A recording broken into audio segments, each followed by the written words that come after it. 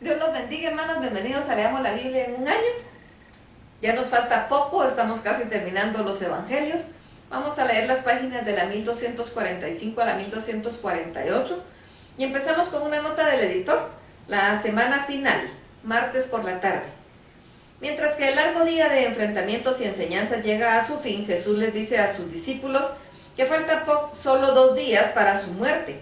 Ya los principales sacerdotes y los ancianos están conspirando contra él en el palacio del sumo sacerdote, conscientes de que la fiesta está casi por llegar. Los conspiradores están ansiosos porque Jesús muera antes de ella. Mientras maquinan cómo atrapar a Jesús, se les acerca Judas Iscariote, uno de los discípulos elegidos por Jesús. Por sus propias razones, Judas ha decidido traicionar a Jesús, por lo tanto, ha ido a negociar con los miembros del consejo. Por supuesto, ellos están encantados de la inesperada visita. El monto acordado es de 30 piezas de plata, que en esa época es aproximadamente el precio de un esclavo. No queda claro si Judas conoce plenamente las serias consecuencias de su traición.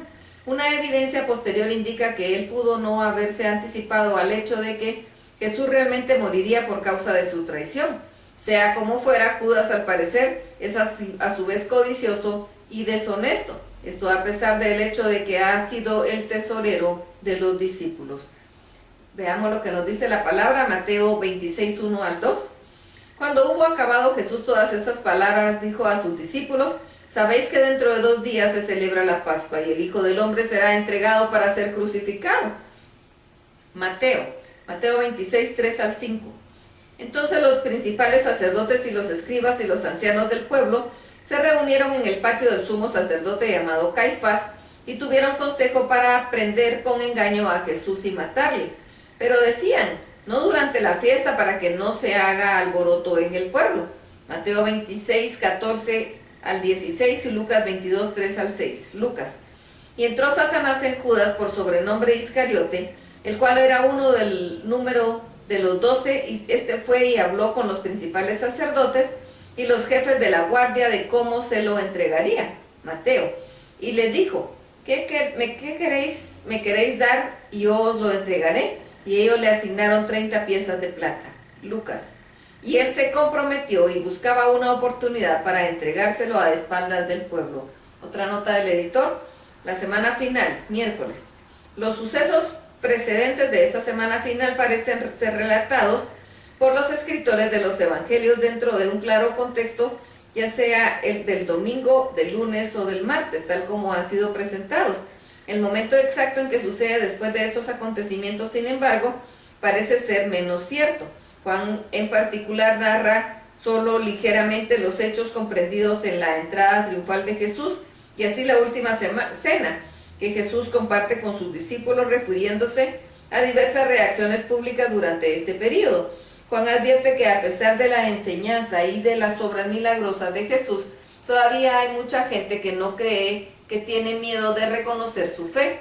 Luego Juan registra de que es al parecer la última apelación pública de Jesús antes de su subsiguiente arresto. Como no hay evidencias de que estos sucesos ocurrieran en cualquiera de los 3 días anteriores, se establecen aquí como si hubieran sucedido el miércoles, si bien este marco temporal es especulativo. De mucha mayor importancia a estas alturas es la cronología relacionada con la última cena, la crucifixión de Jesús y su posterior resurrección. Tradicionalmente se cree que la última cena tuvo lugar el jueves en la noche, seguida por la crucifixión el viernes por la tarde y la resurrección el domingo por la mañana. Sin embargo, esto hace surgir por lo menos 2 preguntas. Primero, en una semana final llena de acción, ¿qué motivo existe para creer que había un día entero de inactividad y de actividad que se deja sin registro? Segundo, es mucho más importante si Jesús es crucificado el viernes por la tarde y a partir de ahí rápidamente colocado en el sepulcro. ¿Cómo pudo haber tiempo suficiente para hacer coincidir la propia predicción de Jesús de que permanecería en el sepulcro durante 3 días y 3 noches antes de resucitar? Incluso si uno utiliza mucha imaginación dentro del marco temporal tradicional, a fin de encontrar parte de los 3 días, no es posible encontrar 3 noches. La respuesta a ambas preguntas parece estar en reconocer que la última cena se produjo el miércoles por la noche, seguida por la crucifixión y el sepelio de Jesús el jueves.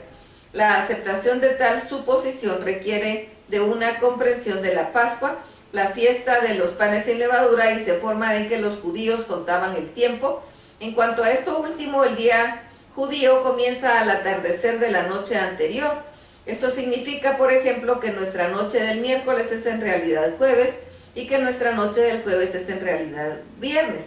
La Pascua se observa el día 14 del mes de Nisan, correspondiendo a marzo o abril. Como se indicó antes, la Pascua se observa en conmemoración de la liberación de los israelitas de la esclavitud egipcia.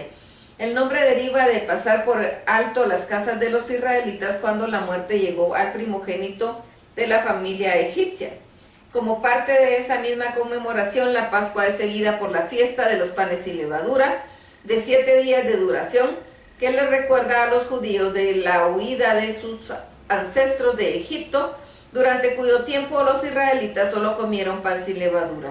Es común entre los judíos de esta época de Jesús referirse a ambas celebraciones por un solo nombre, ya sea la Pascua o la fiesta de los panes sin levadura. Por orden de Dios, Levítico 23, debe santificarse un cordero el día 14, Pascua. Y la comida de Pascua debe comerse esa noche, que sería el comienzo del día 15. El primer día de la fiesta de los panes sin levadura luego debe observarse todo el día 15 como el día de reposo y el día sumamente santo, independientemente del día de la semana en que recayera en cualquier año dado. Si el día 15 es un viernes, entonces tanto ese día como el sábado siguiente se observan como días de reposo. Con tal trasfondo del cuadro total comienza a clarificarse. Mateo, Marcos y Lucas registran la preparación de los discípulos para la Pascua en el primer día de la fiesta de los panes sin levadura, en el que debía sacrificarse el cordero pascual. Entonces eso colocaría sus preparaciones a comienzos del día 14, que por supuesto empieza al anochecer del día 13. Entre las preparaciones comunes de la noche del día 13 está la remoción de toda la levadura de la casa. Por lo tanto, parece ser que los discípulos suponen que deben esperar compartir con Jesús la noche siguiente, y por lo visto no se dan cuenta de que la cena común de la primera noche es en realidad la última cena con Jesús. Si bien generalmente se refiere a una ocasión como parte de la celebración de la Pascua, Jesús parece explicar por qué es importante para él comer con ellos la noche antes de la verdadera cena de la Pascua. Como se verá, las palabras de Jesús son: «¿Cuánto he deseado comer con vosotros esta Pascua antes que padezca? Porque os digo que no la comeré más hasta que se cumpla en el reino de Dios», refiriéndose a su sufrimiento. Jesús evidentemente está anticipando que su propia muerte de sacrificio ocurrirá más tarde ese día, evitándole participar en la verdadera cena de la Pascua. El relato de Juan elimina toda duda de que esa cena sucediera antes de la verdadera cena de la Pascua. Cuando Jesús le dice a Judas durante la cena que haga lo que está por hacer, algunos de los otros discípulos pensaban que Jesús le decía: «Compra lo que necesitamos para la fiesta». Es más, los judíos que arrestaron a Jesús no entrarán al palacio de Pilato por temor a ser ceremonialmente inmundos y por lo tanto no poder comer la Pascua. Más convincente es el hecho de que el día de la crucifixión de Jesús llanamente se llama el día de la preparación de la Pascua, el día en que se mata al Cordero Pascual para la cena de la Pascua, para que se realiza la noche de ese día. El resultado más significativo de salirse del marco temporal tradicional es ver cómo la crucifixión de Jesús se convierte en el tipo perfecto del Cordero de la Pascua. Bajo la ley hebrea, el Cordero Pascual se elige el día 10 y luego se lo guarda hasta el día 14, cuando es sacrificado por los pecados del pueblo. Si se cuenta que la entrada triunfal de Jesús a Jerusalén ocurre el día 10, sería el día 14 y así el día en que Jesús es crucificado. Mucho más importante de esto, es posible paralelo el hecho de que Jesús, como el perfecto Cordero de Dios, no celebra la Pascua con algún otro cordero como común de sacrificio, sino que él mismo se convierte en el cordero que es muerto precisamente a la hora apropiada. Por lo tanto, hay firmes evidencias de que la última cena se lleva a cabo en la noche previa al día de la preparación. que de acuerdo con el cálculo moderno sería miércoles por la noche. Partiendo de esta suposición, los sucesos relacionados de este miércoles final incluyen no solo la última enseñanza de Jesús en público, sino también el relato de Pedro y Juan buscando el aposento alto y haciendo los preparativos para la celebración de la Pascua. Solo quiero aclarar que todo esto que acabo de leer es una nota del editor, esto es interpretación humana, no es la palabra de Dios y por lo tanto puede haber variaciones. Aquí nos habla de días específicos y un cambio de los días, que es algo que no puede comprobarse ni históricamente ni de ninguna otra forma. Así que nosotros debemos saber que esos comentarios existen, pero no tenemos por qué centrar nuestra atención en los comentarios, sino en los hechos. Independientemente del día, Jesucristo murió y dio su vida por ti y por mí, y resucitó venciendo la muerte. Eso es lo importante, los hechos. Lo demás, no nos enredemos en eso. Esta es una corriente que ha crecido en los últimos años y hay gente que hasta se pelea por defender esto, y es puro truco satánico. Para restarle importancia al verdadero sacrificio de Jesucristo, a su muerte y su resurrección, empiezan a pelear qué día fue. No nos enredemos en eso. Él murió por nosotros y resucitó por nosotros. Venció la muerte con poder y con gloria. Eso es lo que importa. Veamos lo que nos dice la palabra.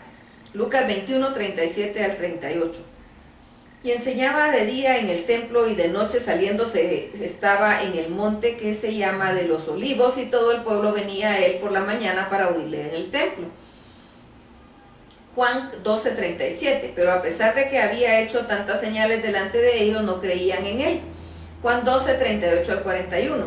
Para que se cumpliese la palabra del profeta Isaías, que dijo: Señor, ¿quién ha creído nuestro anuncio y a quién se le ha revelado el brazo del Señor? Por esto no podían creer, porque también dijo Isaías: cegó los ojos de ellos y endureció su corazón, para que no vean con los ojos y entiendan con el corazón y se conviertan y yo los sane. Isaías dijo esto cuando vio su gloria y habló acerca de él. Juan 12, 42 y 43. Con todo esto, aún de los gobernantes muchos creyeron en él, pero a causa de los fariseos no lo confesaban, para no ser expulsados de la sinagoga, porque amaban más la gloria de los hombres que la de Dios. Juan 12, 44 al 50. Jesús clamó y dijo: el que cree en mí no cree en mí, sino cree en el que me envió. El que me ve, ve al que me envió. Yo, la luz, he venido al mundo para que todo aquel que cree en mí no permanezca en tinieblas. Al que oye mis palabras y no las guarda, yo no le juzgo, porque no he venido a juzgar al mundo, sino a salvar al mundo. El que me rechaza y no recibe mis palabras, tiene quien le juzgue. La palabra que he hablado, ella le juzgará en el día postrero, porque yo no he hablado de mi propia cuenta. El Padre que me envió, Él me dio mandamiento de lo que ha de decir, de lo que ha de hablar, y sé que su mandamiento es vida eterna. Así pues, lo que yo hablo, lo hablo como el Padre me lo ha dicho. Lucas 22, 7 al 13. Llegó el día de los panes sin levadura, en el cual era necesario sacrificar el cordero de la Pascua, y Jesús envió a Pedro y a Juan, diciendo: id, preparadnos la Pascua para que la comamos. Ellos le dijeron: ¿dónde quieres que la preparemos? Él les dijo: he aquí, al entrar de la ciudad, os saldrá al encuentro un hombre que lleva un cántaro de agua.